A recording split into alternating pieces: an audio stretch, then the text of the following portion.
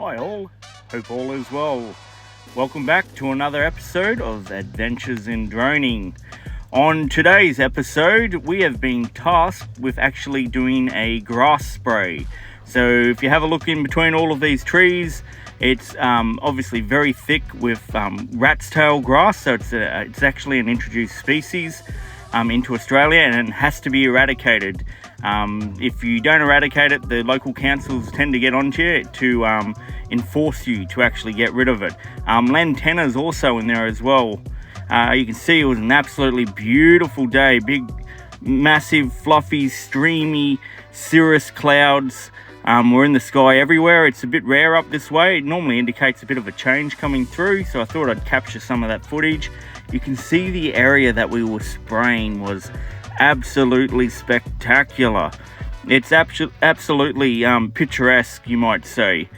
So you can see those massive cirrus clouds in the sky there. They're just amazing to behold. They make a fantastic backdrop for the drone as well, so I was very fortunate. So you can see here, obviously we are not spraying there. We'd be spraying everywhere else other than around the trees. So we're trying to limit our spray on the trees themselves, basically. The idea is to hit all the lantana around the bases of the trees and to eradicate it.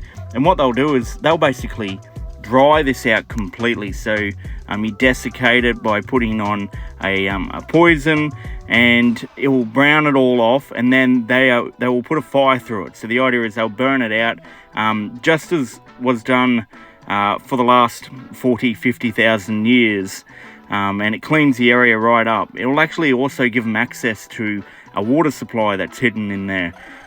So it's beneficial for everyone to be doing this process.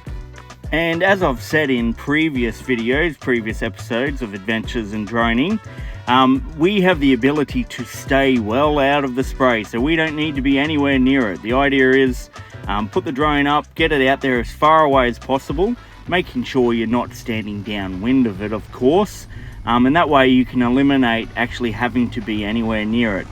Now, for those of you who are new to the episode, welcome, and I'd like to introduce you to the P100 Pro XAG drone. This is the best agricultural drone on the planet. It's a whopping 110 kilograms, so it's quite hefty. That's fully loaded, of course. It has a 55-litre tank on it. You go back 2-3 years ago with the P30 from XAG, they had a 15-litre tank in them. They were tiny in comparison to this.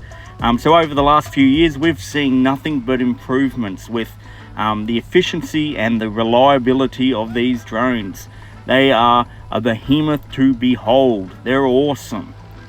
Now, it should also be said that the footage you're watching is of myself operating the drone in manual mode. So you can actually operate this drone in manual mode, just like you would with any smaller drone. You can also operate it in autonomous mode. However, this being a more complicated area, you could operate it in automatic mode or autonomous mode if you were to go in there and map out all the obstacles. So the obstacles would be the excavator, for example. That's definitely an obstacle. You do not want to hit that with your drone. The gum trees, you don't want to hit them. And you do not want to spray the macadamia farm next door either. So for those reasons, we decided that the best way to approach this job was actually by spraying it manually. As you can see here, I decided to do a bit of a time-lapse shot so you could get an idea of those cirrus clouds passing over from the top. It was a spectacular display, very rare indeed. It's only every maybe 2-3 times a year that you get to see those cirrus clouds rolling over the top like that. That's just a still shot of the grass, of course. You can see how infected the area was with rat's tails grass. That shows you the complications of the operations. Now, there are a lot of flowers and stuff like that through there, so I'm actually one of those people who take the time to smell the flowers. I believe if you're not taking the time to actually absorb your environment around you or to enjoy what you do for a living, well, you're missing out. You're just burning up time, and you're missing opportunities to take in the world around you. Now, that's actually a fig tree. So there was a dead tree under that, and the fig tree had grown around it, that there's blackberry nightshade. They're actually edible, believe it or not. So you can see here, we're taking off. I'm in the truck actually, and I'm doing a little bit of both. So we're moving the drone along. So we're just moving the vehicle along, so the entire plant. And at the same time, instead of packing the drone up to move it along as well, I decided it was best to actually move the drone along with the vehicle at the same time. So basically, what we do is we scout out the next area of operations, which was further down the road. In fact, it was actually a small patch at the end of this block, and then we went up and around the corner and on the other side of the block, which was windwood. So basically, any of the spraying that we'd be doing for the remainder of the day, the wind would be pulling the chemical away from us and back into the actual job itself. It was very beneficial. We started on that side of the job because obviously the macadamia farm was on that side, and we had to manage our spray drift as much as possible. So when you're doing these jobs, especially if there's sensitive areas that you don't want to spray, you basically watch it like a hawk, low and slow. That's the rule of thumb. And yeah, obviously you want to have the confidence to operate these things. You only get one shot at a drone. They're not tractors, as I've said in the past. They're aircraft, and they don't roll to a stop like a tractor. They plummet out of the sky and they smash to pieces. And yes, I have seen it myself too many times. There's no doubt about it. Like many things in life, we learn from our mistakes, and it's no different with droning. Pretty much in droning, if you're not learning from your mistakes, you probably shouldn't be an operator. Basically, if we have an incident or anything like that, there's a whole bunch of paperwork involved in actually recording the incident. Once upon a time, you had to report all incidents to CASA as well, which is Civil Aviation Australia. However, they got flooded with paperwork, is my understanding of it, and it's no longer a requirement. So now if there's an incident, basically the idea is you note it down, you write it up in your journals, and you put in a procedure to make sure it doesn't happen again. You try to do everything you can basically to stop it from happening. If you do have an incident, it can be quite shocking. Obviously out in the middle of the bush, no one gets harmed, but losing a $40,000, $50,000 drone is something that will keep you up at night. You will think about it time and time again. You'll be thinking, how did I do that? Why did that happen? I don't understand why that happened. What can I do to make sure it doesn't happen again? The simple truth of the matter is that most of the time when accidents occur, basically they occur because of very simple reasons. And a lot of the time it could be because of carelessness, or perhaps you're getting tired. I know I've had an incident after 8 hours of operation where I misjudged the distance of my flights. As you can see, it can be hard to judge the distance of the drone to the tree in the background there, for example, and it's extremely easy to land the drone in the tree unintentionally. Now watch closely. I actually had a visitor come out of the grass. So while I'm operating the drone, this critter come out of the grass and was trying to hide from the drone, obviously. I'm not entirely sure what it is. I think it could be a giant rat, would be my guess. And pretty much as quickly as it revealed itself, it disappeared back into the grass. So here you can see, obviously, I just give you the shot of us filling up the drone. I know it's extremely exciting footage, but for those of you who haven't seen it, that's how we fill up the drone. And a changeover occurs pretty quickly. So as long as it takes to fill up the tank of the drone and swap out the batteries, we're back up and operational.